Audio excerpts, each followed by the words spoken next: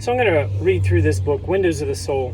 It's divided up into days of the week. So the first section here is Sunday, and it's not Sunday, but I'm just going to read it. I'll probably do a video for each day of the week. It starts out and it says, well, first I should say this is Windows of the Soul. It's basically a shiur that was written by Rav Avigdor Miller. He was a very wonderful tzaddik. Passed away some decades ago. A lot of his lectures are out there on like cassette tape or videotape. So if you find his material on YouTube, it's actually really low quality and it's even hard to hear. So there's organizations out there that put his shiurim into little booklets. And they even have like one you can get mailed to your door that's like a shiur for the weekly Sidra Parsha. And they're very good shiurim. So without further delay, here we go. So, prologue. One of Rav Miller's favorite subjects was the great gift of light, and along with that, our ability to see, a function that is entirely dependent on light. So Rav Miller would frequently repeat that the baracha of Yotzer HaMa'orot, he creates light, and this is in your morning prayers, is the longest baracha in the Siddur because of its overwhelming importance, and he was always fond of reminding us that the first ma'amar with which the world was created, so the first statement with which the world was created, the first word spoken by Hashem in the Torah is "Let there be light." Although Chazal name a different verse as the first ma'amar, Rav Miller would point out that "Let there be light" is the first statement of Hashem recorded in the written Torah. The other verse was intentionally not recorded as a statement in order to distinctly emphasize the gift of light. And if the first recorded statement of Hashem is this, then we begin to understand that eyesight, which is a function of Hashem's creation of light, is a great gift. And like any valuable gift, it is imperative that we learn how to make use of it. So there's an interesting thought from Rav Miller from tape 813, which I would like to share with you in his own words. And this video going up is going to be video number 601 for this YouTube channel, which actually just started at the beginning of the year in January. So haven't had too much time on YouTube with it, but have 601 videos now. So it says, one of my great teachers once said that we are lucky we don't have a Beit HaMikdash today. How fortunate we are we don't have a Beit HaMikdash today. If we had a Beit HaMikdash, so we'd take a ticket on an airplane and go straight to Eretz Yisrael, and we'd purify ourselves. We'd have Haza'ah, Shlishit, Shevit, Letumas Mate. We'd be Tovel, and then we'd get a ticket from the Kohen that everything is perfect. You're qualified to enter the Beit HaMikdash because you'd have to be purified from the impurity of death and any other form of impurity that you would encounter. I mean, because there's so many things in our everyday life. So basically, saying you get approval to enter the courtyard of the Beit HaMikdash. It says, now we enter the Azara and we're standing there. What do we see? A slaughterhouse. We see people slaughtering animals. It's a shock. And they're taking out the insides. The B'nai Ma'ayin, the intestines, and they're washing them and they're burning it on the Mizbeach. It's disgusting as could be.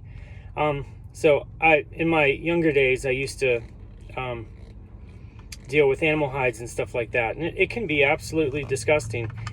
There's some people that probably couldn't even handle it, but I mean, if you just think of those things, a long time ago people had to slaughter their own animals and gut their animals, chickens and stuff like that, pull the innards out and stuff like that. And we're so far removed from that type of lifestyle unless you actually work at a slaughterhouse. Anyway, don't be deceived. We would be terribly disappointed. We don't have the eyes to see a Beit HaMikdash. We think it's only a matter that Mashiach should come and we're ready for it. We're not ready at all.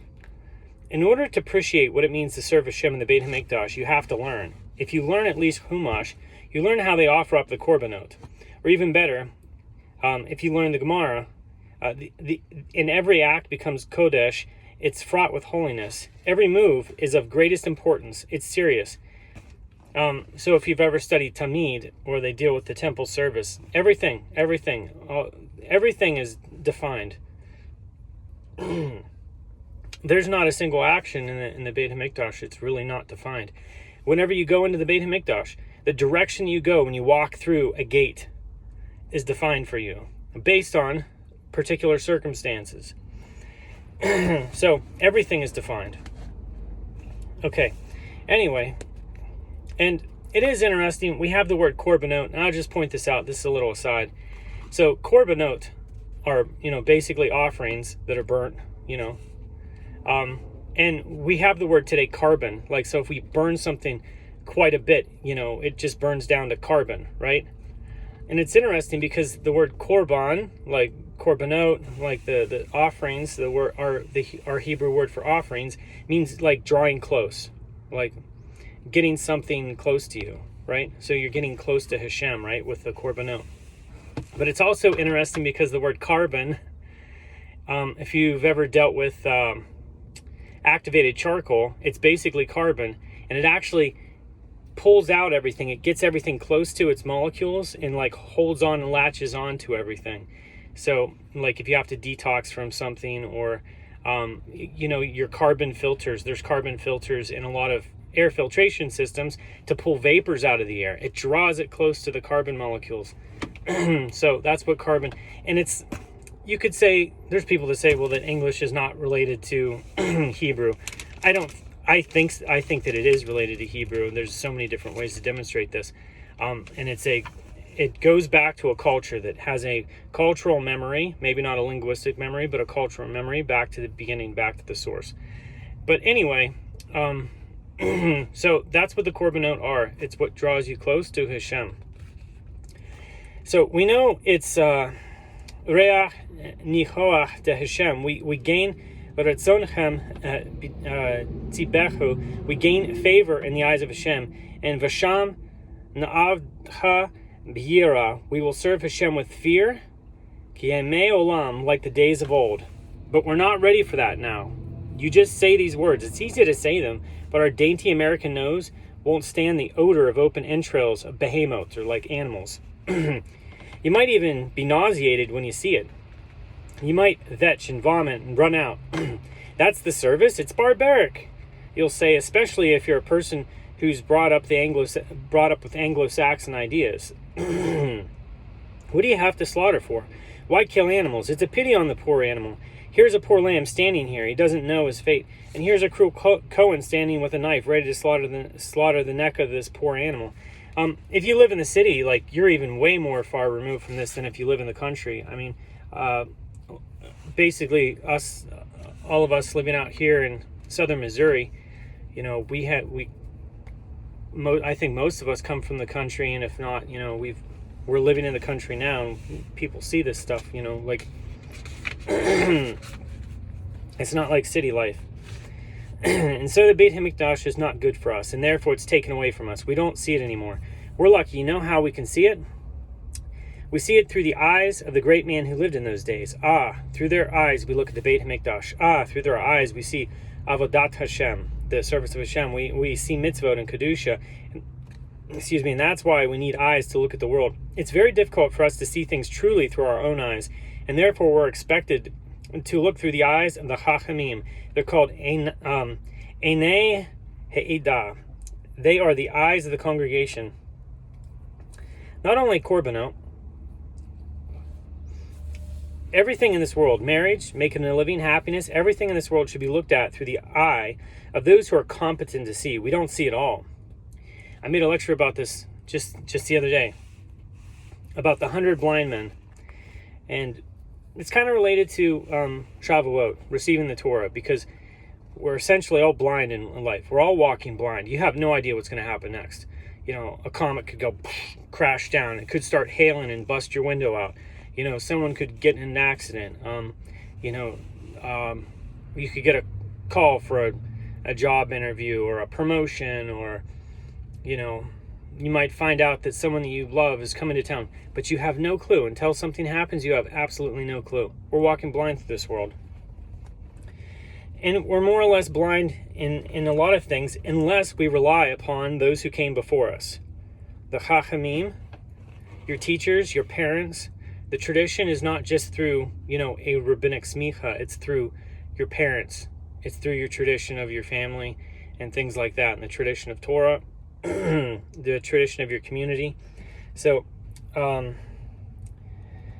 the fools walk in darkness. And who is that? That's us. Everybody here should admit that he does not see, including me. We all have to say that we do not see, and it's not possible at all to utilize the great gift of life, which is light and the opportunity to learn with our eyes, unless we look through the eyes of the sages. Certainly when it comes to protecting our eyes, we need to study the subject through the eyes of our Gedolim, the great ones of our generation, right?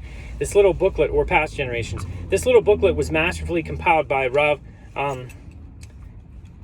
Amichai Markovitz Shalita from a number of tapes to create a guidebook for Shemirat Einayim, guarding the eyes, to be read over the course of a week. The booklet may be kept in one's pocket in order to review the appropriate daily section over the course of 4 weeks to gain the maximum benefit from its life-changing techniques. So go ahead, I'm going to put these videos up. Check out one a day and just go, every day, pick another one and go through it multiple times until you go through it in a whole month. And what is the advantage of that? It says in the Talmud, someone who studies a lesson 101 times is not the same as somebody who studies a lesson 100 times. That means an additional, and here's something you could do, and this is just a little tip. So if you're riding if you're somewhere where you can do this, because sometimes when you listen to certain things, you don't have the ability to do this. But if you're listening to a lecture, say the words of the rabbi out loud as he's saying the lecture. Try to repeat him, just like little kids, they like to repeat each other. Try to repeat the rabbi as he's giving his lecture. If you're in an environment where you can do that, like driving in your car or something, because then you're getting an additional repetition of that lesson. It just counts one more for it. And it's not only, it's not just you're passively listening, but you're actively teaching to yourself. Okay? So that's the end of the beginning here. And again, just go through it and go through it and go through it. So thanks for watching.